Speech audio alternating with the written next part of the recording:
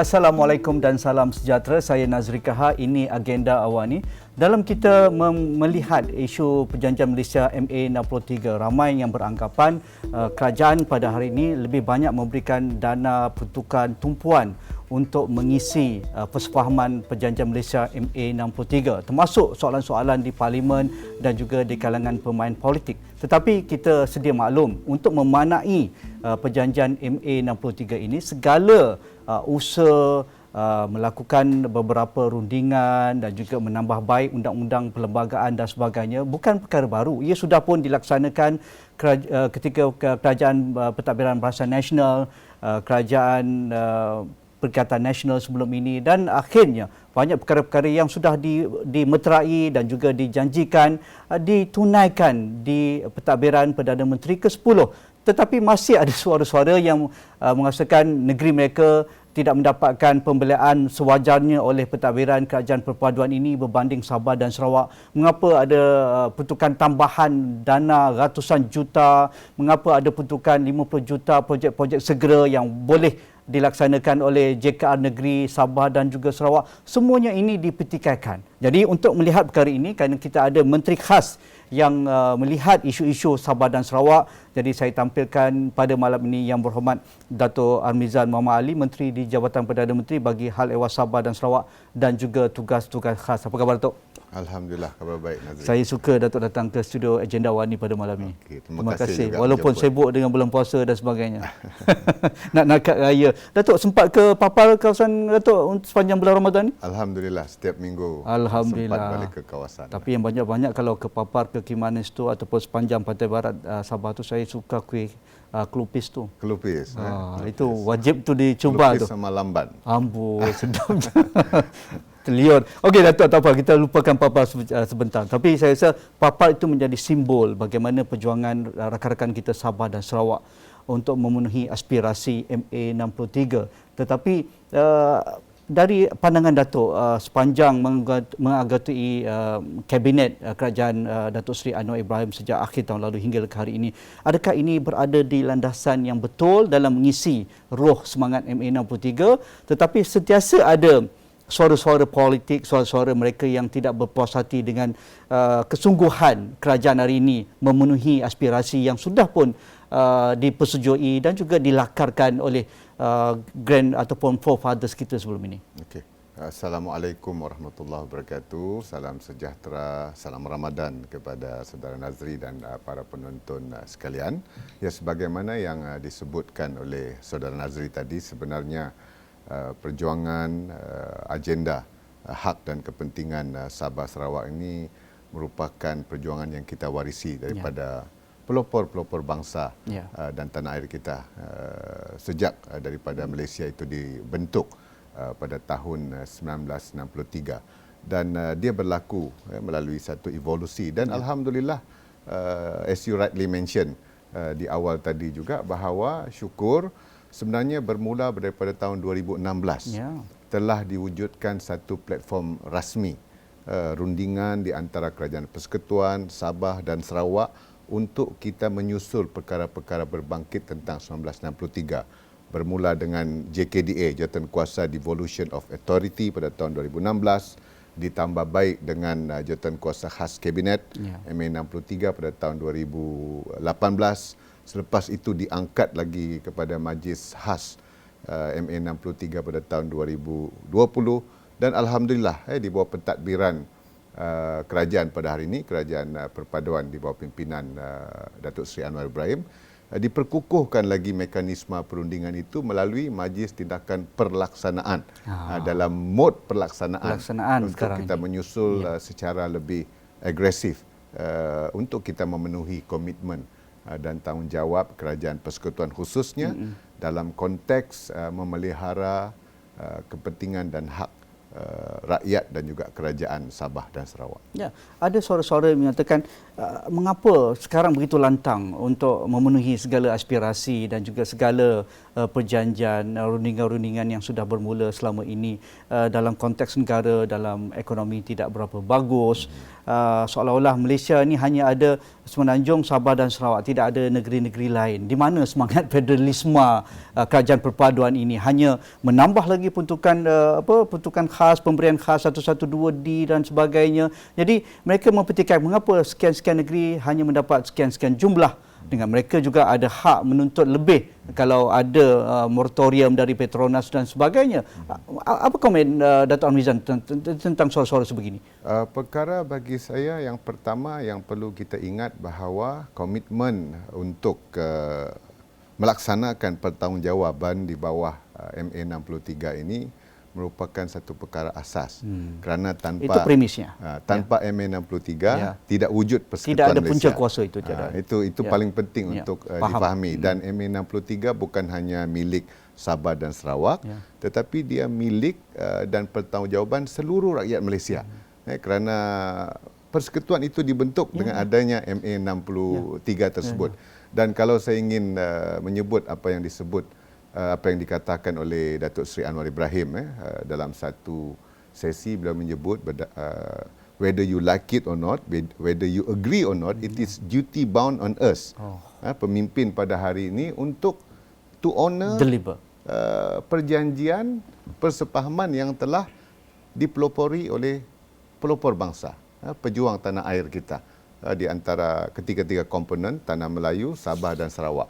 Dan Premier Sarawak juga ada menyebut bahawa apa yang dilakukan oleh kerajaan pada hari ini bukanlah memberi kelebihan kepada Sabah dan Sarawak, tetapi adalah memenuhi tanggungjawab mereka dalam berdasarkan konteks perundangan negara, khususnya MA63. Dan Datuk Seri Ketua Menteri Sabah juga menyebut bahawa apa yang disuarakan oleh Sabah Sarawak, Sabah khususnya, bukanlah berkisar tentang sentimen kepentingan negeri semata-mata, tetapi ia adalah untuk memastikan bahawa dengan pelaksanaan komitmen tersebut ia akan dapat melestarikan persekutuan Malaysia.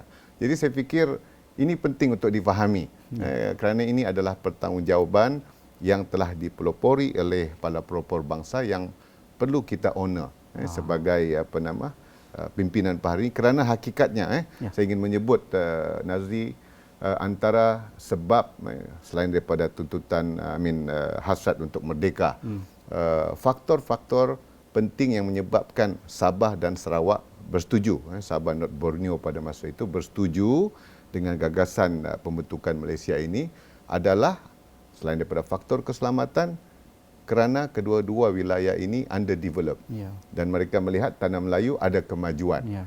Jadi setelah mungkin disebutkan setelah mungkin tahun ini sebenarnya Nazri 2023 ini adalah 60 tahun pembentukan Persekutuan Malaysia. Jadi setelah 60 tahun dilihat masih kesenjangan dari segi pembangunan itu masih cukup ketara. Betul. Di antara Semenanjung Malaysia, Sabah dan Sarawak. Itu sebabnya selepas 60 tahun ini kita perlu melihat ke hadapan untuk memastikan demi kemakmuran tanah air kita, demi kelestarian Persekutuan Malaysia, mahu atau tidak, suka atau tidak, setuju atau tidak, ini tanggungjawab yang perlu kita tunai dan laksanakan. Ya, dari pengalaman Datuk sendiri berhadapan dengan Perdana Menteri ke-10 Datuk Seri Anwar Ibrahim, berbincang dengan Timbalan Perdana Menteri kedua Datuk Seri Fadilah yang juga melihat isu Sabah dan juga Sarawak secara khusus. Begitu juga dengan rakan-rakan di Kuching dan juga di Sarawak. Di mana tahap sekarang? Adakah ia begitu harmoni? Bagaimana? Kita boleh gambarkan sampai setiap kali Datuk Seri Anwar ke Sabah Sarawak mesti ada pengumuman baru yang kita rasa mudah sangat keputusan dicapai dalam pentadbiran yang baru ini. Bukanlah mudah sebenarnya Nazri. Bergaduh juga ya. Sebagaimana saya sebut tadi, walaupun ada yang di Parlimen, termasuk rakan-rakan di Parlimen ada menyebut kita sudah lama berbicara tetapi tidak dilaksanakan. But we have to appreciate, sebagaimana saya sebut, bermula 2016. Yang juga dipelopori oleh pimpinan-pimpinan kita yang lepas, termasuk ahli Parlimen kita. Jadi apabila saya diberi tanggungjawab, Datuk Seri Anwar sebagai Perdana Menteri, Datuk Seri Fadilah sebagai TPM yang juga bertanggungjawab, kita tidak bermula daripada scratch. Sudah ada isu-isu itu telah dirundingkan, telah digariskan, jadi kita hanya menyusul perkara-perkara yang mana perlu dimurnikan dari segi mekanismanya. Ya, itu sebabnya kita melihat dalam tempoh kurang 100 hari pentadbiran Datuk Seri Anwar Ibrahim dan Kerajaan Perpaduan ini, beberapa perkara penting telah dapat diumumkan dan insya-Allah dari semasa ke semasa kita akan minggu depan pun akan ada mesyuarat jawatankuasa teknikal yang dipengerusikan oleh Datuk Seri Fadilah. Beberapa perkara lagi kita akan murnikan sebelum dibawa kepada mesyuarat Majlis Tindakan Pelaksanaan dan dipengerusikan oleh Perdana Menteri yang akan datang. Ya. Kalau kita lihat konteks Datuk sendiri datang dari negeri di bawah bayu, negeri Sabah ini dia sentiasa ada polemik politik yang tidak pernah berakhir daripada dulu sampai sekarang. Dan apabila datang dari Sabah berbanding Sarawak, orang akan membuat perbandingan Datuk Ramizan. Sabah ada kelemahan tetapi sentiasa juga menjadi rakan terbaik Putrajaya. Sarawak, Kuching solid. Mereka di bawah GPS, sebelum ini di bawah Pembebasan Nasional. Mereka sentiasa konsisten dengan pimpinan yang sama, kabinet yang hampir sama, Saban Penggal dan sebagainya. Jadi mereka tidak pernah putus asa memperjuangkan MA63 dan akhirnya inilah hasilnya. Tetapi dari konteks Sabah, kerana orang-orang kampung, ahli-ahli parlimen, ahli-ahli Dewan Undangan Negeri akan sentiasa, kita dianaktirikan, pen Borneo kita lambat, air masih masalah di kawasan-kawasan tertentu di negeri Sabah. Tetapi apa fungsi Menteri Sabah? Apa Ketua Menteri Sabah? Bukan orang Semenanjung. Semua datang dari Sabah, datang dari Kimanis, datang dari Papar, datang dari Sempurna, bising-bising, kamu juga jadi Ketua Menteri, kamu juga Menteri di Kabinet Persekutuan. Apa respon Datuk Ramizan? Ya, sebagaimana yang Nazri sebut, saya akui bahawa antara sebab jika dilihat perbezaan Sabah dan Sarawak, Sarawak lebih ke depan, lebih progresif setakat ini dari segi pembangunan. Dan dia juga terkait sebenarnya bagi saya, suka atau tidak, bahawa kerana wujudnya kestabilan politik di Sarawak daripada sejak pembentukan Malaysia sehinggalah ke hari ini, dan di Sabah pula berbeza, terlalu dinamik, dinamiknya terlalu colourful. Tetapi bagi saya itu tidak ada masalah. Saya tidak apologetic sebab kita melalui, it's not a trial and error, tetapi ada dinamika politik itu yang akhirnya bagi saya mungkin dan saya berharap menyuntik kesedaran bahawa kita perlu mengambil teladan daripada apa yang berlaku dan kita zahirkan dengan komitmen untuk kita melangkah ke depan dengan lebih pendekatan yang lebih berkesan. Yang paling penting kesatuan itu perlu ada untuk kita bersama, dan saya bersyukur juga Nazri, Nazri pun mungkin arif dengan politik Sabah. Sikit sebanyak. Saya bersyukur walaupun ada pergeseran politik, perpecahan, namun konteks perdebatan politik di Sabah pada hari ini, bagi saya melihat yang positifnya adalah dia berkisar tentang politik pembangunan. Siapa juga akan bercerita tentang pembangunan. That's the common struggle. Dan bukannya tentang race and religion yang boleh melebarkan jurang. Jadi biarlah kita bergaduh, biarlah kita bersaing, tetapi semua bergerak atas landasan bagaimana untuk kita membawa Sabah lebih maju dan berjaya ke hadapan.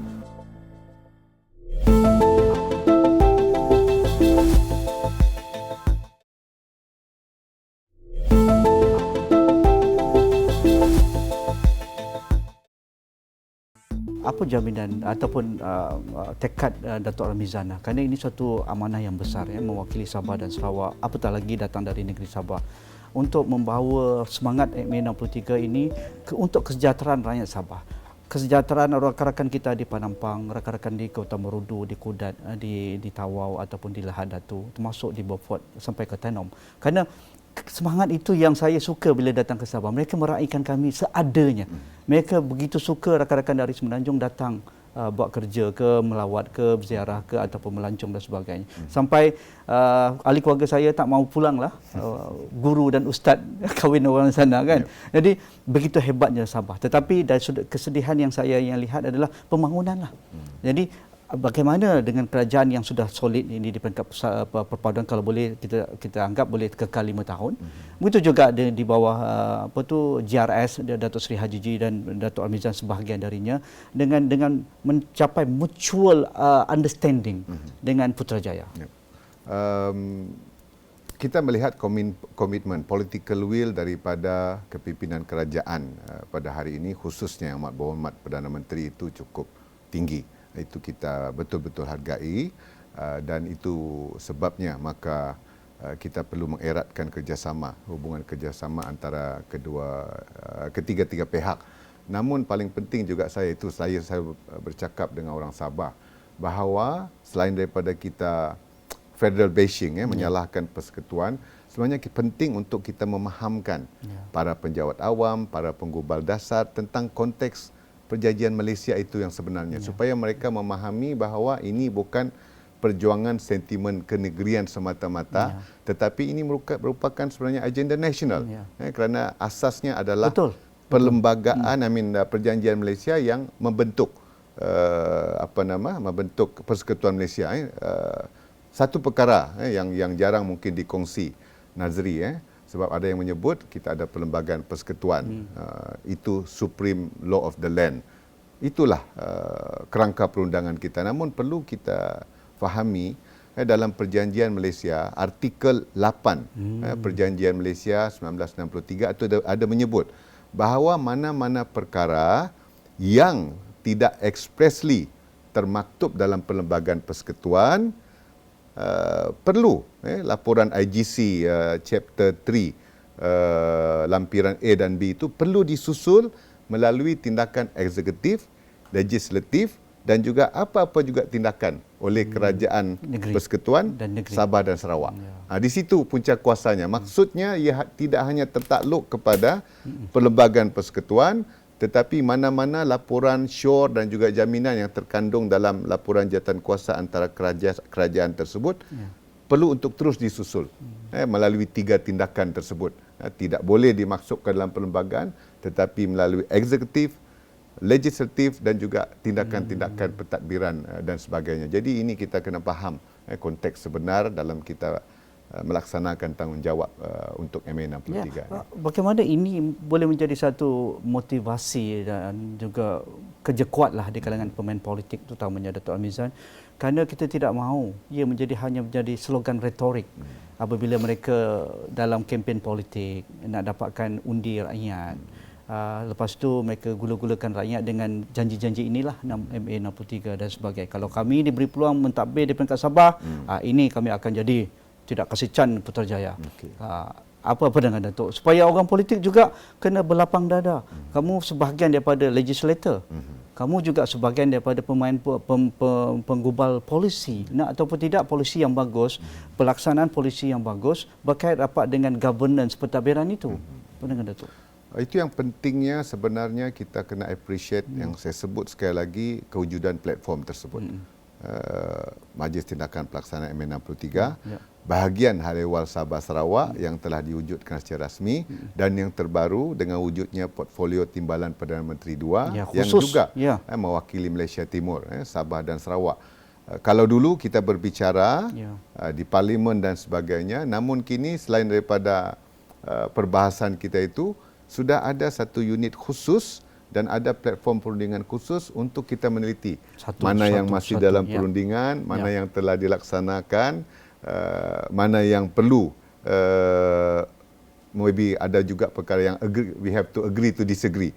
Tetapi semuanya yang kita suarakan itu kita melihat perkembangannya. Dan ini yang akan kita laporkan kembali kepada rakyat supaya untuk memastikan mana-mana juga aktor politik di Sabah itu kali ini tidak tak boleh hanya main-main menjadikan sudah, dia sebagai modal mereka drama. Dan saya bersyukur Nazri, walaupun orang cakap kadang-kadang politik kita tidak stabil, tetapi dengan berlakunya perubahan hikmahnya perubahan kerajaan termasuk di peringkat persekutuan ini, saya fikir semua aktor-aktor politik utama di Sabah itu pernah mempunyai pengalaman duduk dalam kerajaan sama ada peringkat persekutuan dan negeri. Dan mereka juga sebenarnya dinilai sejauh mana semasa mereka memegang pertanggungjawaban, ada kuasa itu sejauh mana KPI mereka dalam melaksanakan tanggungjawab. Sebagaimana baru-baru ini ada satu, saya kongsikan, Nazri, satu diskusi. Saya berhadapan, saya orang baru, MP penggal pertama, diberikan tanggungjawab terus sebagai menteri. Ada yang bertanya, one of the MP bertanya, kenapa tidak ada semakan tentang perkara 112C dan D itu sejak tahun 74 hingga tahun 2022 lah bertanya. Saya jawab, respon saya jokingly lah. Out of respect saya jawab, I'm the one who should ask you. Sebab dia pernah berada duduk dalam kerajaan persekutuan orang lama itu. dan juga dalam negeri. Jadi kenapa masa mereka memegang kuasa itu tidak ada semakan dilakukan, dan saya bersyukur kerana keterbukaan tahun lepas, tahun 2022, semakan untuk Sabah walaupun secara interim, tetapi kita nampak peningkatan pemberian khas itu. Ya, Datuk nak komen yang pasal apa tu yang berkaitan dengan MA63 ini, berkaitan bagaimana juga hak yang sudah diberikan, sudah dijanjikan oleh kerajaan persekutuan ini dapat dilaksanakan dengan baik. Kerana ini sudah di-empowered Kuching dan juga Sabah. Kali ini kalau nak marah-marah dah, orang Sabah kena marah orang Sabah juga.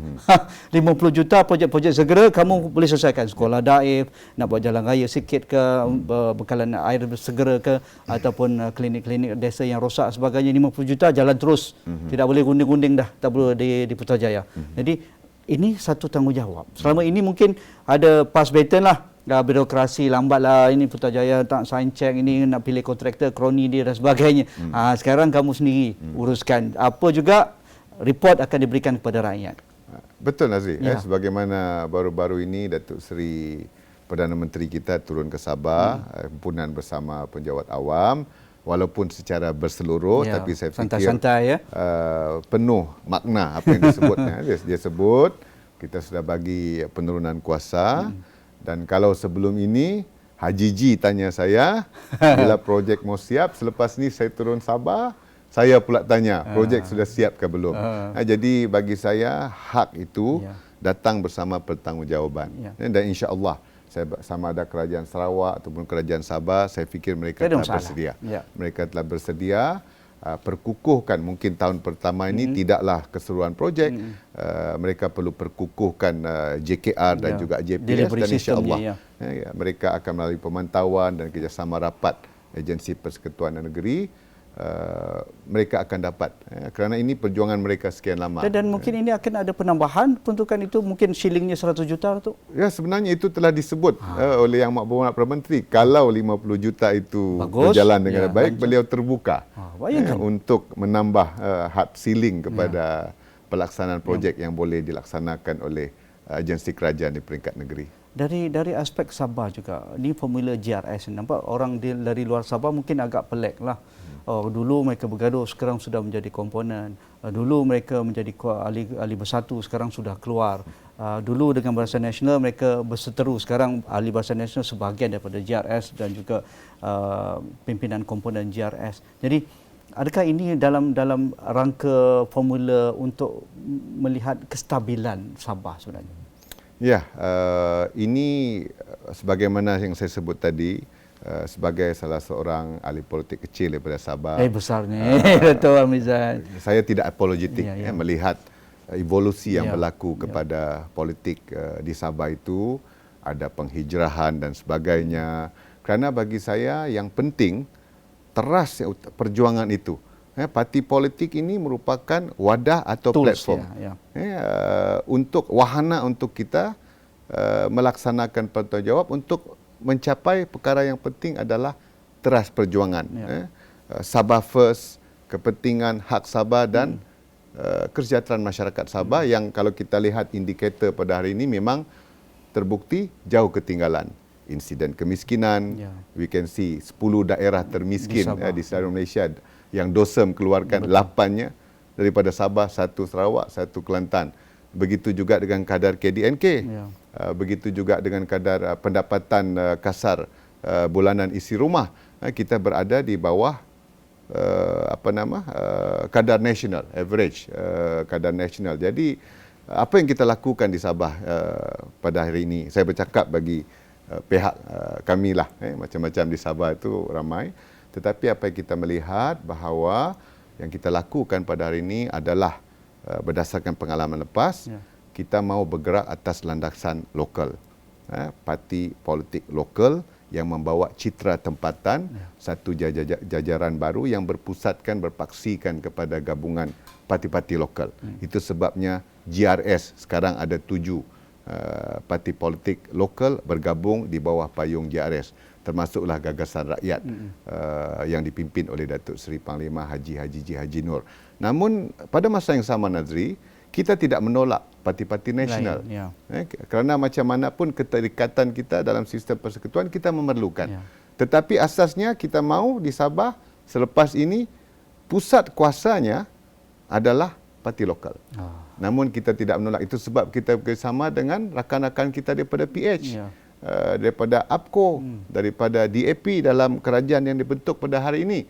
Kerana bagi kita kehadiran elemen ataupun agenda nasional itu perlu tertakluk kepada citra perjuangan tempatan. Dan kalau kita lihat rakan-rakan kita dalam APCO, dalam PKR Sabah, dalam DAP, rata-rata pemimpin itu merupakan mereka yang konsisten memperjuangkan hak dan kepentingan Sabah dan kita tidak ada masalah. Tetapi pusat kuasanya perlulah parti lokal dan kita bekerjasama. Dan suara Sabah Persabahan, Sarawak Persarawakan ini bukan menjadi itu satu halangan retorik yang kononnya nak bawa Sabah keluar dari Putrajaya, Kuching keluar dari federalisme Malaysia. Adakah begitu tu? Saya fikir tidak. Ada orang-orang tertentu yang menggunakan sentimen itu, tetapi rata-rata masyarakat Sabah dan saya fikir Sarawak juga, sebagaimana yang disebutkan oleh Datuk Seri Panglima Haji, komitmen kita, bukan komitmen, memang inilah sentimen Sabah bahawa hidup mati kita bersama Malaysia. Kerana Malaysia ini bukanlah orang semenanjung punya, tetapi juga adalah hak kita.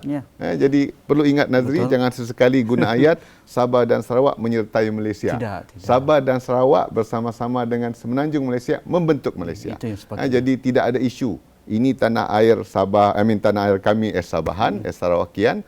Kita akan terus bersama dengan Persekutuan Malaysia, melestarikan Persekutuan Malaysia dan pada masa yang sama kita mahu supaya potensi resos yang ada Sabah dan Sarawak itu diutamakan untuk dapat membangunkan. Kembalikan semula. Bukan saja kita mahu Sabah maju, Sarawak maju, tetapi rakyatnya berkemajuan. Itu cukup penting.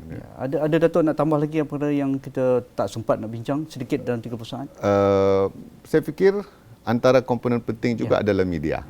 Jadi terima kasih kepada Awani, ada Awani Borneo dan saya harap kerjasama media untuk, as I said just now, bukan hanya untuk Sabah Sarawak, but to educate, to share info with our fellow friends in Peninsula Malaysia supaya mereka faham. Ini bukan ada yang mungkin bercakap apa lagi Sabah mau, apa lagi Sarawak mau. Tetapi kita hanya akan dapat mewujudkan kemakmuran Malaysia ini apabila seluruh wilayahnya juga makmur. Dalam pendekatan Malaysia Madani contohnya menyebut tentang keadilan sosial. Jadi kesenjangan antara pembangunan semenanjung Malaysia Sabah Sarawak itu perlu untuk kita rapatkan. Menarik. Saya suka rakan-rakan Sabah bila berbicara, dia begitu artikulasi dan bahasanya begitu indah dan vokabularinya begitu kaya berbanding rakan-rakan di Semenanjung. Tetapi itu mungkin kelebihan rakan-rakan dari Sabah dan juga Sarawak. Terima kasih Datuk Mizan. Terima kasih banyak. Kena datang lagi janji saya. Mungkin dalam hal berkaitan dengan tugas-tugas khas pula dan khusus untuk Sabah mungkin perkara berkaitan dengan pembangunan wilayah Nusantara, mungkin limpahannya sudah dirancangkan sekarang di kawasan Pantai Timur Sabah, ditawar oleh Hadatu, kerana orang Tidong, orang-orang Om ni pun penting juga untuk kita orang idahan di sana. Okey, terima kasih Datuk Al-Mizan. Al-Mizan Muhammad Ali, Menteri di Jabatan Perdana Menteri bagi Hal Ehwal Sabah dan juga tugas-tugas khas. Sekian saja agenda Awani malam ini berbicara tentang memaknai Perjanjian Malaysia MA 63. Sekian, Assalamualaikum, kita jumpa lagi.